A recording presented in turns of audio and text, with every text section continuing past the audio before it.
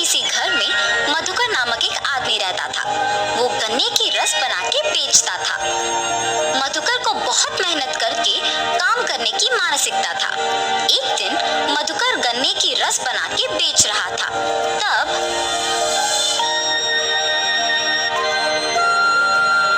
मधुकर, तुम गन्ने की रस बहुत अच्छा बनाते हो।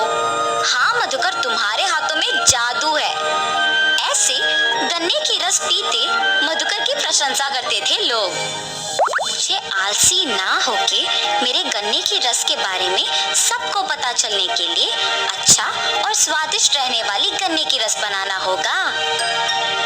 ऐसे हर रोज वो और स्वादिष्ट गन्ने की रस बनाने का प्रयत्न करता था। वो दिन प्रतिदिन स्वादिष्ट और ताजा गन्ने की रस बनाने के कारण उस गांव में बहुत प्रसिद्ध था। एक दिन मधुकर देर रात तक दुकान में ही रह के और नए तरीके से गन्ने की रस बनाने का प्रयत्न कर रहा था। मुझे कल आज से बेहतर गन्ने का रस बना के बेचना होगा। ऐसे सोचकर दुकान में ही रह के गन्ने का रस बना रहा था। इतने में उस गांव में घूम रही एक देवता उस तरफ से गुजरते हुए प्यासी होने के कारण गन्ने की रस का दुकान को खुला देख सोचती है, लगता है वहाँ कोई गन्ने की रस का दुकान खुला है। कम से कम उससे मेरा प्यास बुझेगा। लेकिन मैं ऐसे नहीं जा सकती हूँ। ऐसे सोच के देवता एक आदमी की नकल में दुकान को जाती है। भाई साहब, मुझे बहुत प्यास लगी है। एक गिलास गन्ने का रस मिलेगा? जी भाई साहब, अभी मैं इनको अदरक और नींबू को मिला के बनाए हुए गन्ने की रस देता हूँ। अगर अच्छा है तो वो मुझे बोलेंगे और मैं कल से ही सबको बेच सकता हूँ। ऐसे सोचकर वो अदरक और नींबू मिला के गन्ने का रस बना के उस आदमी को देता है। वो आदमी रस स्वादिष्ट रहने पर एक और ग्लास मांगता है। अरे वाह, तुम गन्ने का रस बहुत अच्छा बनाते हो। अगर तुम हर रोज इसी वक्त पे अपना दुकान खुला रखते हो तो मैं आकर गन्ने का रस पी के चला जाऊंगा। मेरे पास पैसे नहीं हैं। ऐसे कहकर मधुकर को स्वादिष्ट गन्ने का रस बनाने के लिए एक बैग देकर चला जाता है। मधुकर उस बैग को जब खोल के देखता है तो उसमें सोने को देख खुश होता है। मुझे हर रोज इस समय तक दुकान को खुला रखना होगा, तभी मैं और पैसे कमा पाऊंगा।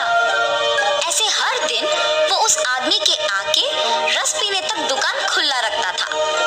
वो देवता एक आदमी के नकल में हर रोज आके रस पी के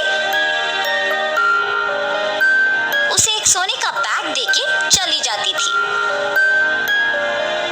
मधुकर हर सुबह ज्यादा मेहनत करके गन्ने का रस बना के उसे बेच के मिलने के पैसे से ज्यादा उसे शाम में उस आदमी के एक गिलास पीने से कमा रहा था। और इस वजह से वो दिन पूरा मेहनत करने के बजाय सिर्फ शाम में ही दुकान खोलने का फैसला लेता है। मुझे हर रोज सुबह गन्ने का रस बना के बेचने की जरूरत नहीं है। अब से सिर्फ उस आदमी के आने के समय पर दुकान खोल के स्वादिष्ट गन्ने का रस बना के उन्हें देना है बस।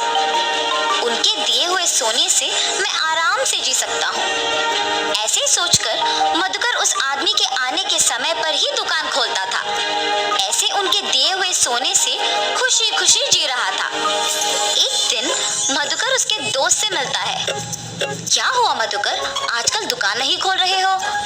कुछ नहीं, व्यापार अच्छा नहीं चल रहा, इसीलिए दुकान नहीं खोल रहा हूँ। मुझे अब से दुकान खोलने की कोई जरूरत नहीं है।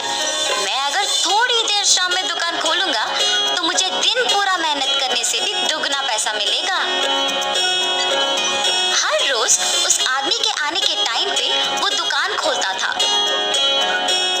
और उसे ताजे गन्ने का रस बना के देता था। ऐसे कुछ दिनों में सुबह दुकान ना खोलने के कारण उसकी आदतें बदल गई थी। मेहनत से काम करने वाला मधुकर अब कोई मेहनत के बिना आराम से रहने लगा। एक दिन मधुकर उसके पास के सारे पैसे गिनते हुए उस आदमी के आने के समय पे दुकान नहीं खोलता है।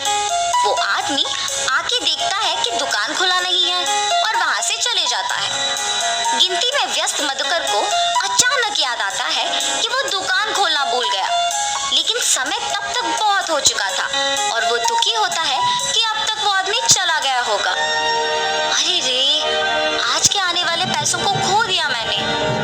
कल मैं उस आदमी के आने के समय से पहले ही दुकान खोल लूंगा। ऐसे सोचकर पैसे कमाने की सोच में मग्न होकर और दुख के कारण वो पूरी रात नहीं सो पाता है। सुबह होने के बाद भी वो सोए बिना सोचते ही रहता है, आज मैं उस आदमी को ताजा गन्ने का रस पिला के ही चैन से सो पाऊंगा। ऐसे सोच के वो सोए बिना बैठे रहता है, मगर शाम को वो अपनी नींद रोक नहीं पाता है। उस आदमी के आने से पहले बहुत समय है ना, इस बीच में थोड़ी देर के लिए सो के उठ जाऊंगा, और सो जाता है। ऐसे उस आदमी के आने के समय पे भी सोते ही रहता है। आदमी जब गन्ने का रस पीने दुकान आता है तो दुकान फिर से बंद रहता है। ये दुकानदार न जाने क्यों आजकल अपना दुकान नहीं खोल रहा। कल भी दुकान बंद ही था, कल से यहाँ ना आना ही बेहतर होगा।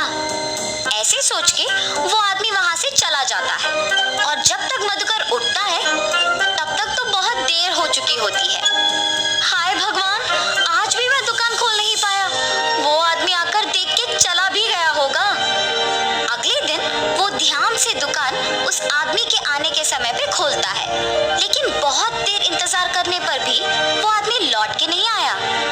ऐसे मधुकर कुछ दिन और इंतजार करता है, मगर वो आदमी लौट के नहीं आता है। उस आदमी का लौट के ना आने का वजह मैं ही हूँ। मेरे 2 दिन दुकान ना खोलने की वजह से ही उसने आना बंद कर दिया।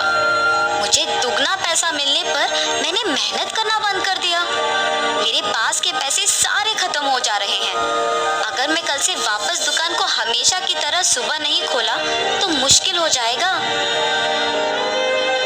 अगले दिन से वो सुबह ही दुकान खोल के गन्ने का रस बना के बेचना शुरू करता है, मगर बीच में कुछ दिन आलसी बनने के कारण काम नहीं कर पाता है। लेकिन खुशी से जीने के लिए अपने आप को बदल के मेहनत से गन्ने का रस बेच के काम करने लगता है। कुछ दिनों में वापस उसे मेहनत की आदत लग जाती है।